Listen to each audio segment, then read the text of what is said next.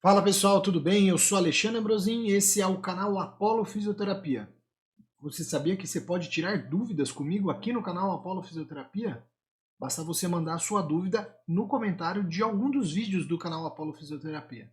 Você pode também mandar um vídeo para mim lá no @professor Alexandre Ambrosin, que eu vou tentar responder a sua dúvida. Hoje nós vamos responder a dúvida da Maria Eduarda. Então, se você quer tirar a sua dúvida igual a Maria Eduarda, basta você fazer um vídeo e mandar para mim. Não esquece aí de curtir os vídeos do canal Apollo Fisioterapia, de se inscrever no canal, e se você apertar sempre o sininho, você recebe a notificação de que novos vídeos estão aqui no nosso canal, o canal Apollo Fisioterapia.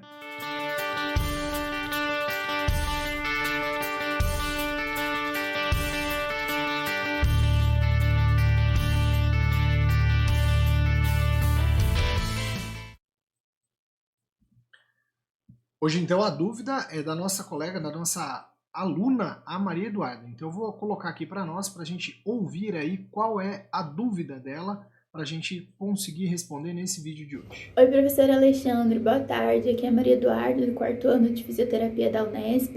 E hoje a dúvida que eu trago é sobre o modo PSV. Tem sido muito difícil encontrar vídeos que expliquem de forma clara este modo. Então, eu queria pedir para o senhor fazer um vídeo explicando para nós. Obrigada.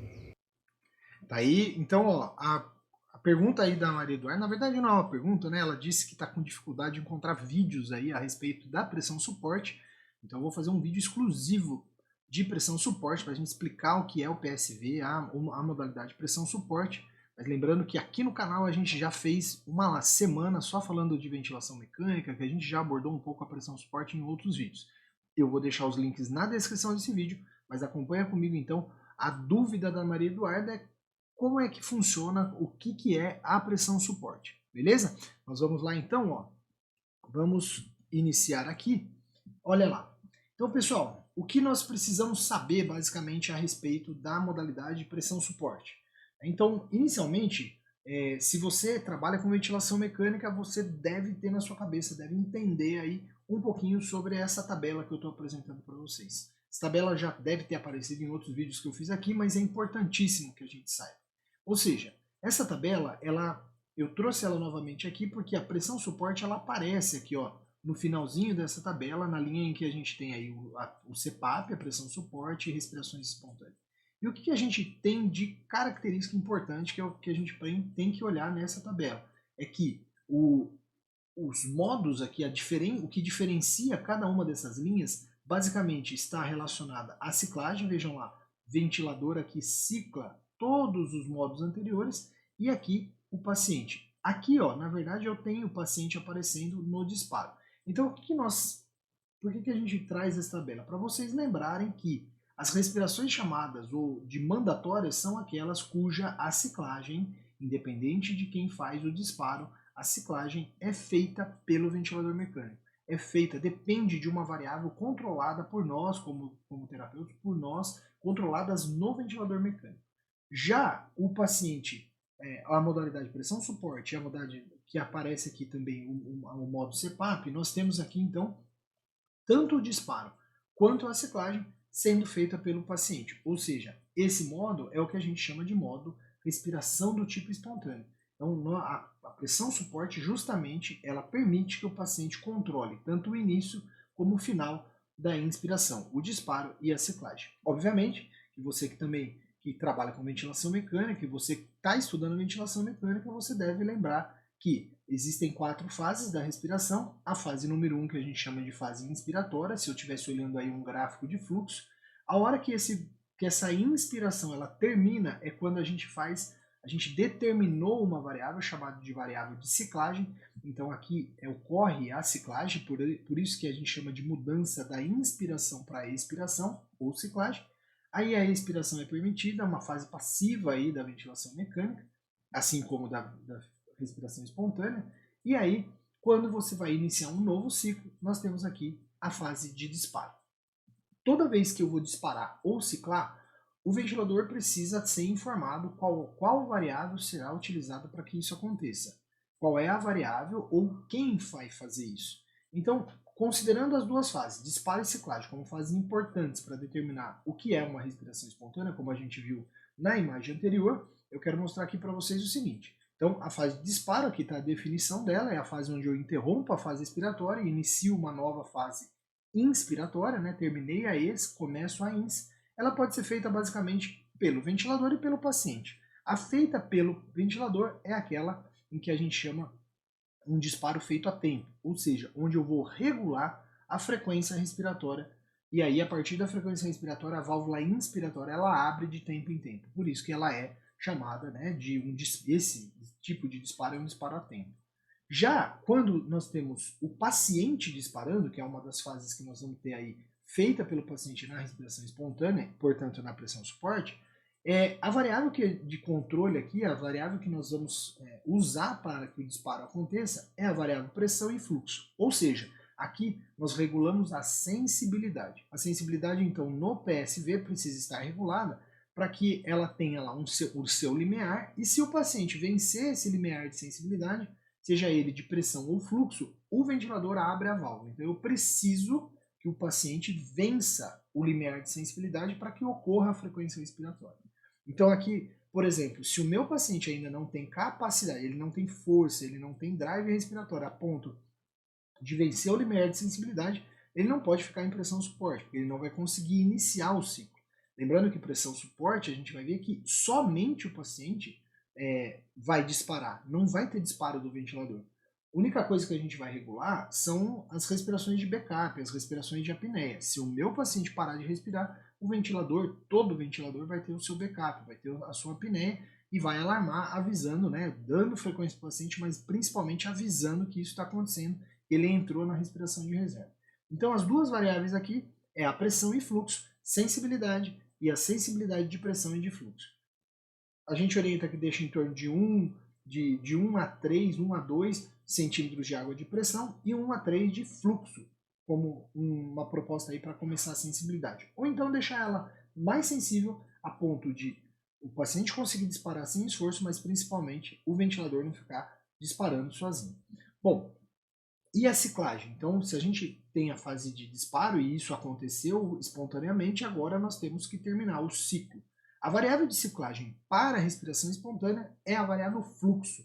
Então, nós vamos determinar uma redução do fluxo que o ventilador vai entender que essa redução de fluxo, o paciente está terminando de inspirar. Então, o paciente, como ele começou, ele que disparou, ele faz um pico de fluxo e esse fluxo desacelera. E quando esse fluxo desacelera, quanto de desaceleração do fluxo é que nós vamos determinar que isso é o final da inspiração. Então, ele cicla quando o fluxo diminui a um valor pré-ajustado. Na ciclagem a fluxo é possível de nós regularmos uma pressão, essa chamada pressão controlada, chamada pressão suporte. E o paciente, então, que está em pressão suporte, está, portanto, ciclando a fluxo, as variáveis volume e tempo e consequentemente também o fluxo inspiratório também depende somente do paciente. Então é uma variável que o paciente controla tudo, né? Uma variável não, é uma modalidade, a pressão suporte vai ser uma modalidade que o paciente controla tudo. Sendo assim, então, a PSV, resumindo, nós temos aí, ela é ciclada a fluxo, eu tenho como regular uma pressão suporte, o disparo é feito espontaneamente, portanto o disparo feito a pressão ou fluxo, e é considerado aqui um modo de desmame ventilatório. Como é que a gente começa a pressão suporte? Né? Uma proposta vinda aí da Diretriz Brasileira de Ventilação Mecânica é que coloquemos aí em torno de 2 centímetros de água a menos do que a pressão de platô, então a gente faz uma pausa inspiratória, mede como que está a pressão de platô e dá um suporte um pouco abaixo da pressão de platô, ou então o equivalente, né? A gente dá uma pressão suporte para gerar um volume equivalente a 8 ml por quilo de peso, mantendo sempre uma frequência respiratória menor de que 30 respirações por minuto. Um ponto importante que nós temos que lembrar na pressão suporte é que essa pressão suporte não é só ela que vai fazer o volume. A pressão suporte, junto com o esforço do paciente, ela vai gerar o volume corrente que a gente vai ver ali na monitorização do ventilador. Ou seja, se eu pus 10 de pressão e eu ainda tenho esforço do paciente em torno, por exemplo, de menos 5, o delta de pressão está sendo 15. Então, lembrem sempre que o delta de pressão é o que gera volume. E neste caso, o delta não vem só do ventilador mecânico, ele vem do esforço do paciente. Uma forma também de regular a pressão suporte é você ficar de olho no POC. Então, se você não assistiu ainda os vídeos que eu fiz aqui explicando como é que a gente mede a PMUSC e o POC, que é a pressão de oclusão e a pressão muscular, eu vou deixar também num cardzinho aqui em cima, ó, bem em cima da minha cabeça vai aparecer aqui um cardzinho falando aí para você do vídeo que eu fiz. E eu oriento que você assista esse vídeo também, falando aí do POC, porque ele vai ajudar você a saber se a sua pressão suporte está muito boa, muito alta ou muito baixa. Né? Então, adequar a sua pressão suporte. Lembrando que esse vídeo ele está falando de pressão suporte básica, a gente está querendo aprender pressão suporte, mas se você já é avançado, vai aí no cardzinho que vai te ajudar. Claro, espero terminar esse vídeo aqui. Bom, o que a gente também pode regular e deve regular? O fluxo de ciclagem, ou seja, quantos por cento de redução eu vou entender que esse fluxo, que essa inspiração está acabando. Então ela pode variar de 5 a 80% de variação. Obviamente, se eu mexo nessa porcentagem, indiretamente a gente vai acabar mexendo um pouco no tempo inspiratório.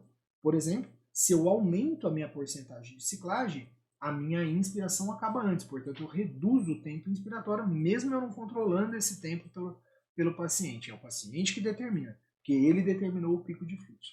Já quando eu quero aumentar, prolongar um pouco a inspiração do paciente, eu posso reduzir essa porcentagem. Então, quanto menor a porcentagem, maior o tempo. Maior a porcentagem, menor o tempo. Agora, lembrem sempre que as assincronias ventilatórias elas podem acontecer inclusive por conta de regulagem do fluxo de ciclagem inadequado. Então, as assincronias de ciclagem tardia ou ciclagem precoce em PSV, elas podem ser corrigidas mexendo justamente no fluxo de ciclagem. E aqui, como nós temos uma pressão suporte, nós temos também o raise time, nós temos aqui também o slope, a rampa de pressão. Então, dependendo da forma que eu mexo nessa rampa, e aqui a gente dá o exemplo de acelerar a rampa, torná-la mais rápido, o menor tempo de inspiração vai acontecer. A gente vai chegar rápido a um fluxo, reduzir esse fluxo. Portanto, eu mexo também no fluxo de ciclagem, perdão, no tempo inspiratório se eu mexer na rampa. Eu fiz aqui um vídeo rapidinho aqui usando o simulador, né, em que eu vou mostrar aqui para vocês. Observem, né?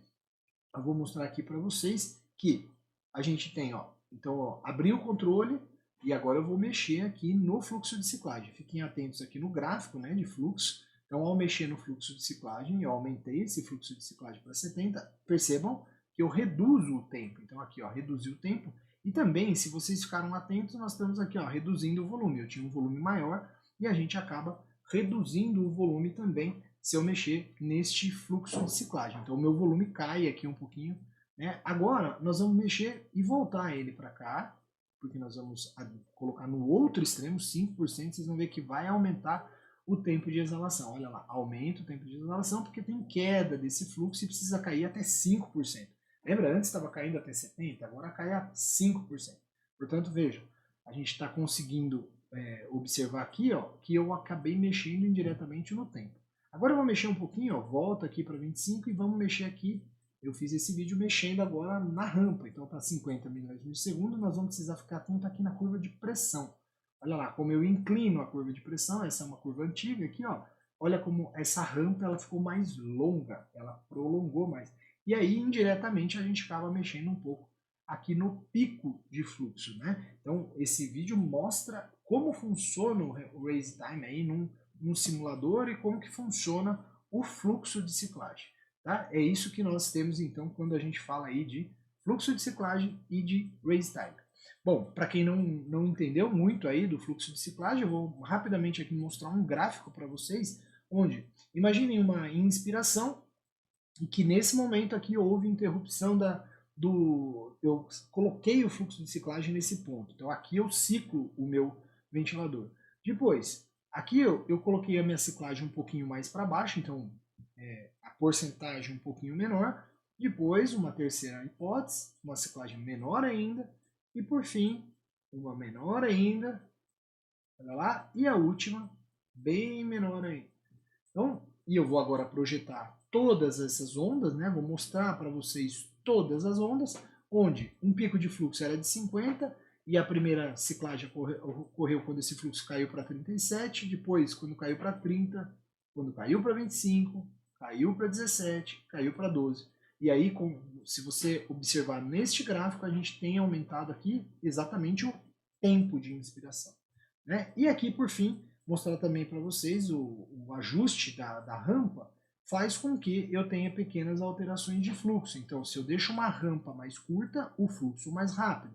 Se eu deixo uma rampa mais longa, olha aqui, uma rampa longa, eu vou deixar então o fluxo mais lento, né? Então ele demora mais para atingir a pressão suporte, ok? Então são pontos que devem ser considerados no momento em que eu vou ajustar, né, a rampa, ajustar o slope, ajustar o easy time.